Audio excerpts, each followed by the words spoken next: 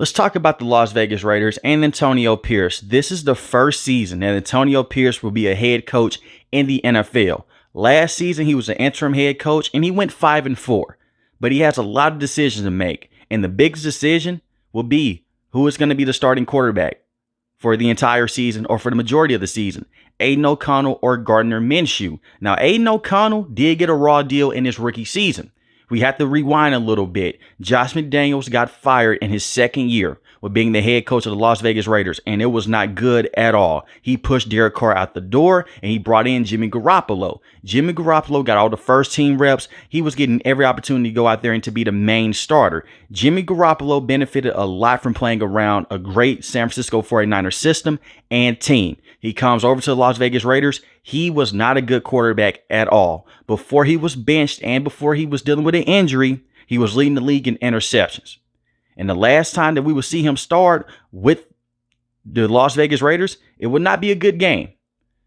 Aiden O'Connell would come in and he would be the starter for the rest of the season. Now, Aiden O'Connell came in and he looked pedestrian. He didn't look bad. He didn't look good either. He looked like a typical rookie. It wasn't on him. The reason why I say that he got a raw deal, I understand the weapons that he has with Davante Adams, who is the best wide receiver in the NFL when you give him a consistent quarterback. Michael Mayer was a rookie, but he was a very solid tight end at times. He was still trying to learn his way around the NFL. And the offensive line protection was leaky, but for the most part, the offensive line did give Aiden O'Connell enough time. Part of the reason why this kid got a raw deal was because of the horrible coaching. They were still running off the same playbook. Josh McDaniels was just not their head coach. He was their offensive play caller as well. He put the team behind the 8-ball. Now, Aiden O'Connell had 12 touchdowns to 7 interceptions in the games that he played last season with the Las Vegas Raiders. He had 4 passing touchdowns against the Los Angeles Chargers on a Thursday night football game, and the Chargers basically gave up on Brandon Staley, and they were dealing with a lot of injuries, but majority of his touchdowns came in that game. On the back end of that season, he did play very well. I think the more reps you give him, you can see more potential that he has. Right now, Aiden O'Connell could be a very serviceable quarterback for the Raiders long term. I love what they did in free agency. They rolled back and they said, you know what, we can't push all our chips in on this kid because if he's not our guy, we don't have a backup plan. So they went in, they cut Jimmy Garoppolo because there was no reason to have him here anymore. He was a Josh McDaniels guy. You go with Gardner Minshew. Now, Gardner Minshew has been around the NFL for quite some time now. The first time we got to see Gardner Minshew in his career was with the Jacksonville Jaguars. He was a backup type of quarterback, but he did have one good season. A lot of Jaguar fans believe that he could be the answer for the next couple of years. We obviously saw how that went. They went with Trevor Lawrence instead, which was the right move. I'm not going to come on here and say that Gardner Minshew is a top 5, top 15 quarterback because he's not. But Gardner Minshew is a very good backup. And he's a low-end starter as well.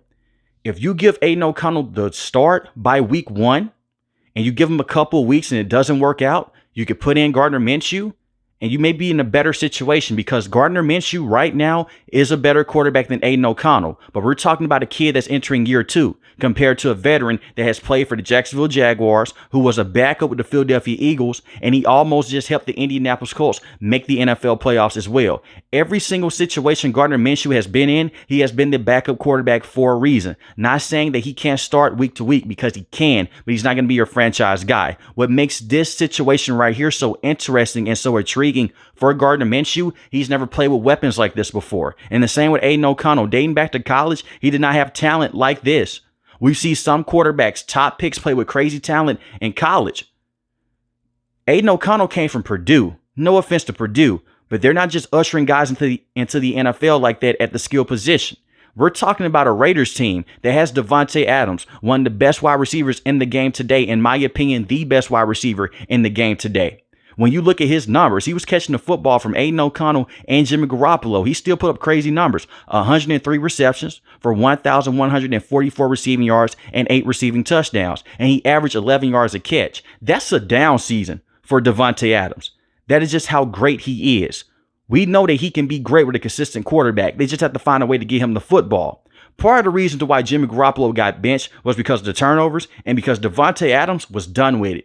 If you watch the Netflix series Receiver, it was a horrible pass by Jimmy Garoppolo. Davante Adams was done. He basically almost checked out of the game. And Jimmy Garoppolo was putting him into horrible situations. When you go back and look on film, he was throwing him into double coverage. He was throwing him across the middle of the field. The reason why it's a problem with you trying to catch the football in the middle of the field, you might get blown up by a linebacker or a safety. He wasn't looking out for the safety of Davante Adams. It was just a bunch of horrible balls. So he was done with Jimmy Garoppolo. You insert Aiden O'Connell. He didn't have the best production with Aiden O'Connell, but it was better and he had more opportunities. We also have to realize this as well. Aiden O'Connell was a first or second read quarterback because they're playing conservative on the offensive end until that Chargers game. He got more comfortable. They put the right pieces around him and they had the veteranship.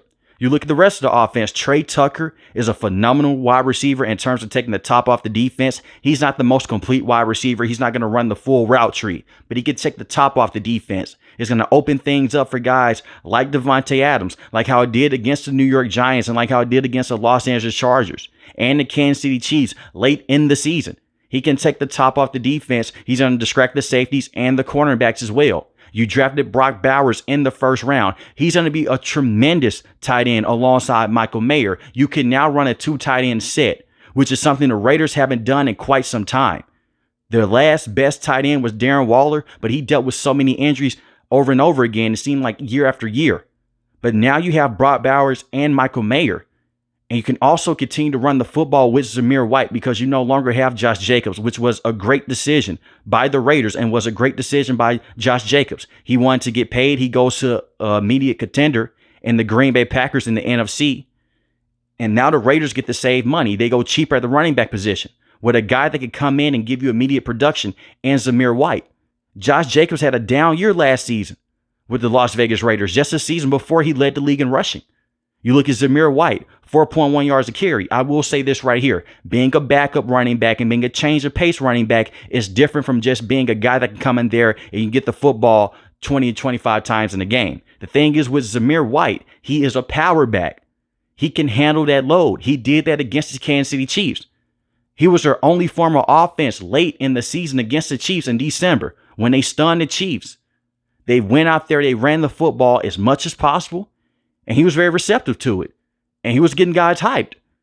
You give Aiden O'Connell more reps. He's going to get the first team reps. He's going to split them with Gardner Minshew. You'll see if he's your guy. If he's not, you go with Gardner Minshew. And for this upcoming season, it's going to be hard for the Raiders to make the NFL playoffs. I'm not going to come on here and lie to you guys. This division is crazy. The Denver Broncos, they're rebuilding right now with Bo Nix, but you still have Sean Payton, a very good offensive play caller, by the way, and a very good head coach still. The Kansas City Chiefs, Super Bowl favorite, yet again. They just won the last 2 Super Bowls back to back. And the Raiders beat them, like I just mentioned a couple seconds ago. You also have the Los Angeles Chargers. Jim Harbaugh's first season back in the NFL since he was the head coach with the then San Francisco 49ers, who had went to the Super Bowl many years ago against the Ravens. He's been a great coach. He's coming off a national championship win with Michigan against Washington. So this division is stacked. They're stacked with talent. You have Patrick Mahomes, Justin Herbert, Bo Nix if he can pan out. Then you have Aiden O'Connell and Gardner Minshew. So the quarterbacks on the Raiders, they're not the best, but they're not the worst to have either because of the talent around them. And in certain situations, the talent around the quarterback can help elevate them. Look at what the 49ers did with Jimmy Garoppolo. They helped elevate his game. So don't make it too difficult. You have a brand new offensive coordinator as well in Luke Getsy. He was a solid offensive coordinator with the Chicago Bears. He gets a bad rap. He did call a lot of screens early on with Justin Fields, but he helped adapt Justin Fields. He helped adapt to his game. Justin Fields is not a pocket passing quarterback. Aiden O'Connell and Gardner Minshew, they both are. The downside with Gardner Minshew is this. He did play majority of the season with the Indianapolis Colts, but he only had 15 passing touchdowns and 9 interceptions. My counter argument is this. The Raiders have way more weapons than the Indianapolis Colts have. And they have a better defense as well. Because for the first time in a very long time, the Raiders defense is very good. Forget it just being good on paper. They were a top unit last season. If I was to come on here 5 years ago, when the Raiders had Derek Carr and that whole situation, and Derek Carr was a very good quarterback with the Raiders, by the way, and I was to say, hey, they have a top defense in the NFL, you would call me crazy. But this season, they just came off of, they had a top defense. Their defense was going out there, they played very well. They played very well against the run, and they played very well against the pass as well. And you're bringing in Christian Wilkins alongside Max Crosby. Max Crosby is one of the best pass rushers in the NFL. He just doesn't get his credit because the Raiders have not been a very good football team over the last couple of years. Granted, they made the NFL playoffs a couple of years ago with Derek Carr. Rich Bisaccia came in. That was a whole fiasco when John Gruden got fired, and he should have been promoted as the head coach, but the Raiders learned from that. But Max Crosby has been Mr. Consistent over the last couple of years. 14.5 sacks, 2 forced fumbles. You bring in Christian Wilkins. He can play defensive end, but he's more so of a defensive tackle. He's going to get a lot of pressure in the middle of the field. 9 sacks on the season, 1 forced fumble. He's a phenomenal player. He's going to push the pocket. He's going to stop the run. He is a beautiful player to have alongside Max Crosby. You also have Malcolm Kuntz as well. Don't sleep on him. 8 sacks, 3 forced fumbles, and he had a lot of pressure off the edge alongside Max Crosby. You also have Tyree Wilson, who is entering year number 2, did not have the best rookie season, but give him time. He was able to get off the edge a lot more in the last 4 games than he was able to throughout the entire season. A lot of that is because of this. It's a learning curve to the NFL for project defensive linemen. Coming out of Texas Tech, he was a freak. He can bend the edge. He can stop the run. The pass rushing was always going to be an issue with him. I compare him a lot to Trayvon Walker. On day 1, he's not going to be the sack monster. In the next 2 to 3 years, he may be that guy. He was not supposed to see the field as much as rookie season. Chandler Jones is dealing with a lot of mental issues. That's why they had to put him on the field. They basically just went out there and they essentially cut Chandler Jones because of that. But you have a guy in Tyree Wilson who can now play behind Max Crosby, Malcolm Kuntz, and Christian Wilkins. I expect for him to be better for his upcoming season. He's a former first-round pick in last year's draft class. I think he'll be very good. You also drafted Jackson Powers Johnson to help out the offensive line in the 2nd round, to help out in the trenches, because I know a lot of Raider fans are going to say, our offensive line, what are we going to do with the offensive line? You have better players there. DJ Glaze, you selected him in the 3rd round out of Maryland. 6'4", 315 pounds. He can play left tackle, right tackle. You have Colton Miller. He's a phenomenal left tackle. You look at your right tackle, you may be able to put DJ Glaze there day 1. And they're a very good run blocking team.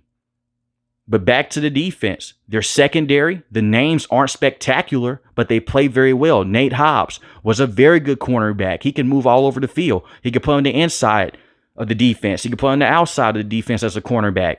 1 interception, 7 pass deflections. He's just a playmaker. Trayvon Mooring was a very good safety last season. 3 interceptions, 8 pass deflections. And the defense played well in every single game this season. They were able to hold teams to 21 or below 21 points at certain points of times in the season. And you're gonna be in certain situations to where you have to win shootouts because the NFL skill positions are just crazy in today's game. But you have the defense that you have right now that can be aggressive with those linebackers with Robert Spillane and Divine Diablo. Those guys are very good. You also drafted Tommy Eichenberg as well. He's the brother of Liam Eichenberg, the offensive lineman. He's going to be a very good linebacker on day 1. Just because he was a 5th-round pick doesn't mean that he's not going to be a good, impactful player. He's a very good tackler, something the Raiders have prided themselves on over the last couple of years, and especially with Antonio Pierce being their head coach now.